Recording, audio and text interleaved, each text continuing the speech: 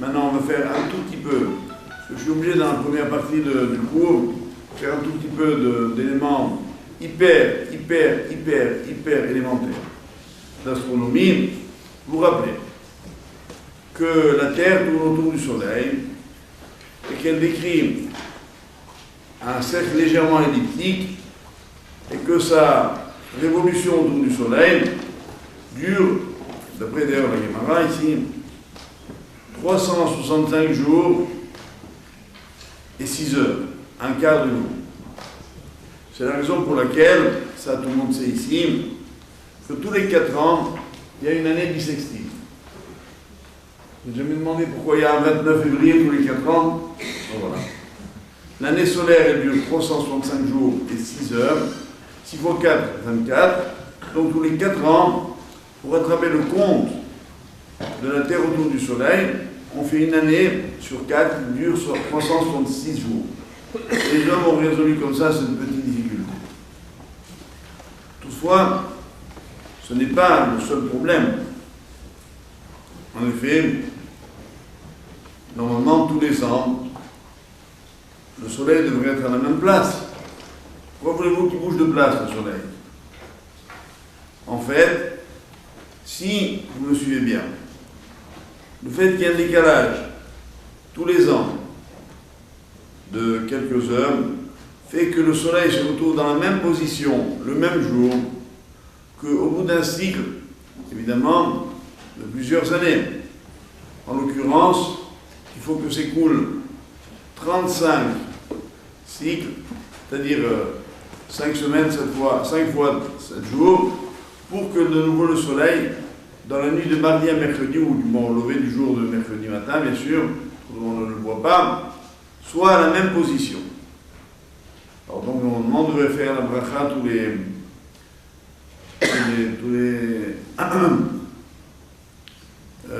5 ans. Effectivement, ce Marzor existe, il s'appelle Marzor Katan, on n'en tient pas compte dans la halakha. Pourquoi?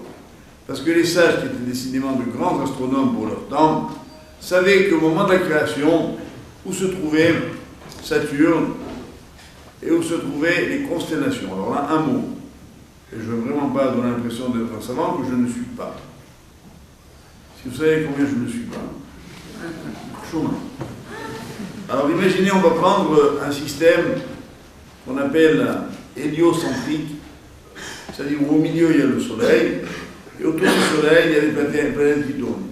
Alors on sait qu'il y a Mercure, qui est la plus proche, on sait qu'il y a ensuite Vénus, puis après il y a la Terre, puis après il y a Mars, et puis après, plus loin, il y a Saturne. Donc Saturne tourne autour, mais évidemment chacune des planètes, elle a une révolution de durée différente. La Terre, on a vu 365 jours, mais les mouvements des planètes sont en fonction de leur taille et de leur éloignement par rapport au Soleil. Donc, pour qu'elles reviennent au même endroit, c'est pas du tout simple. Donc, en fait, pour tenir compte de la révolution de Saturne, qui doit revenir au même endroit, apparemment, dans le ciel, que lorsque le monde a été créé, il y a un troisième facteur, qui est la constellation du Bélier, qui était donc, au moment de la création, à un endroit précis. Alors, un mot sur les constellations. Comme vous le savez, il y a 12 constellations dans le ciel, qui en fait constituent, on dirait presque le 8e anneau autour de la Terre. Bon, après Jupiter, il y a Saturne, il y a Jupiter, Saturne, puis après il y a Uranus et Pluton, et après, on trouve donc ces fameuses constellations, qui couvrent le ciel tout entier, c'est-à-dire 360 degrés. Elles sont 12, donc chacune occupe un angle de 30 degrés. Donc par exemple, le Bélier, Sagittaire, Balance, Vierge, Lion, etc., tous les noms que vous connaissez bien, occupent chacune 30 degrés dans ce tour de cercle. Il faut que le Bélier vienne à un endroit duquel on verrait un observateur sur la Terre, nous, puisse à la fois apercevoir le Soleil, qui va à la verticale, si j'ose dire, pour parler simple, de Shabtai, de Saturne et du Bélier. Cette conjonction-là, évidemment, est extrêmement rare. d'où le cycle de 28 années. Alors maintenant, cette nécessité, pourquoi? Parce qu'alors l'univers retrouve l'harmonie première. Et là, je crois qu'on découvre une idée de fond, qui n'est pas simplement une idée de position, je dirais presque artificielle. C'est là, bon, c'est là, point final. Non.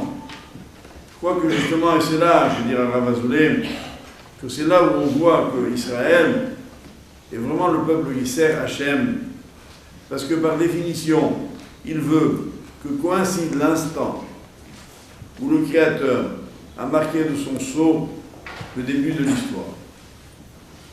Donc, ceci ne peut arriver qu'au moment de la saison qu'on appelle Nissan, la Troufa de Nissan. Un mot maintenant sur les saisons.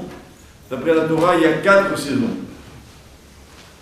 Ces 4 saisons, c'est 365 divisé par 4, c'est-à-dire, vous allez tout de suite calculer tous, ça fait 91 jours, 7 heures et 30 minutes. Donc, la durée d'une saison étant ainsi calculée, elles ont d'après nos sages des noms. Il y a la Tekoufa en hébreu, c'est-à-dire la saison, la Tekoufa de Nissan, qui est le printemps, grosso modo, la Tekoufa de Tammuz, qui est l'été, la Tekoufa de Tishri, qui est après l'été, l'automne, et la Tekoufa de Tevet, qui est l'hiver. Donc ces Tekoufot ont le nom des mois dans lesquels elles tombent généralement. Donc il faut que la Tekoufa de Nissan, le premier mercredi qui vient, c'est-à-dire le jour où Dieu a créé les astres, eh bien on trouve précisément cette conjonction que j'ai indiquée. D'où la rareté de la date. Maintenant, je ne vous cacherai pas que les choses ne sont pas si simples, parce que la Gemara ici que j'ai citée, qui est la Gemara de base, donne donc l'opinion de Abaye, ce Chacham, de l'époque du Talmud, qui donne une durée de l'année qui est de 365 jours et 6 heures. Il y a un autre Chacham, qui s'appelle Rav Adam, dans le Talmud, donne une durée de l'année un peu plus courte. En fait, de l'ordre de 5 minutes, c'est-à-dire il n'y a pas de quoi fouetter un chat. Détrompez-vous. À la longue, ça fait beaucoup de temps. 5 minutes tous les ans, c'est pas mal. Et finalement, d'après ce Racham, la Troufa devrait, elle, être dite la Bracha tous les 19 ans.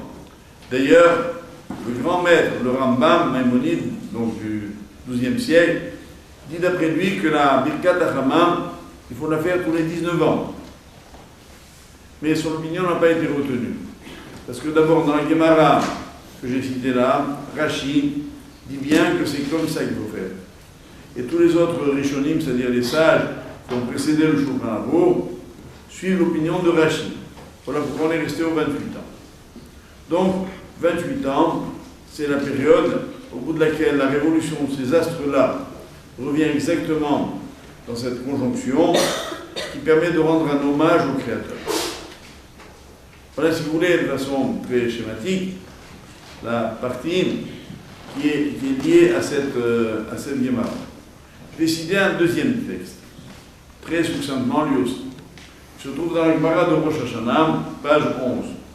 Et là-bas, on discute pour savoir quand le monde a été créé.